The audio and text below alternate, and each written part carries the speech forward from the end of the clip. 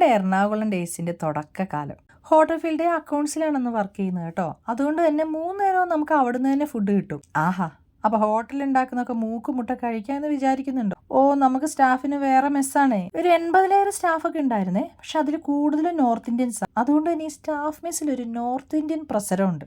ദാല് 365 ദിവസം ഉണ്ടാവും. ഞങ്ങൾ കുറച്ച് ഗ്യാങ് ഉണ്ട്, ഒരു 5-8 പേര്. ഞങ്ങൾ എല്ലാവരും കൂടി ഒരുമിച്ചാട്ടോ ഭക്ഷണം കഴിക്കാനിരിക്കുന്നത്. തിരക്കിട്ട പണിയുടെ ഇടയിൽ മനസ്സ് നിറയുന്ന ചില സമയങ്ങളുണ്ടല്ലോ, അതിലൊന്നായിരുന്നു ഈ ഉച്ച സമയം. ഞങ്ങൾക്ക് ഈ ദാല് തീരെ പറ്റില്ല.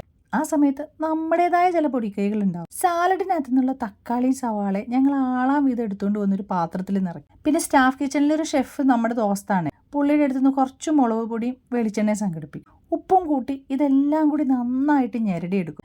ആ ഡ്യൂട്ടി ആരുടേന്നാന്ന് പ്രത്യേകം പറയണ്ടല്ലോ. എന്നിട്ട് ഞങ്ങൾ അതെല്ലാവരും കൂടി പങ്കിട്ടെടുത്ത് ചൂട് ചോറും കൂട്ടിയിട്ട് അങ്ങ് കഴിക്കും.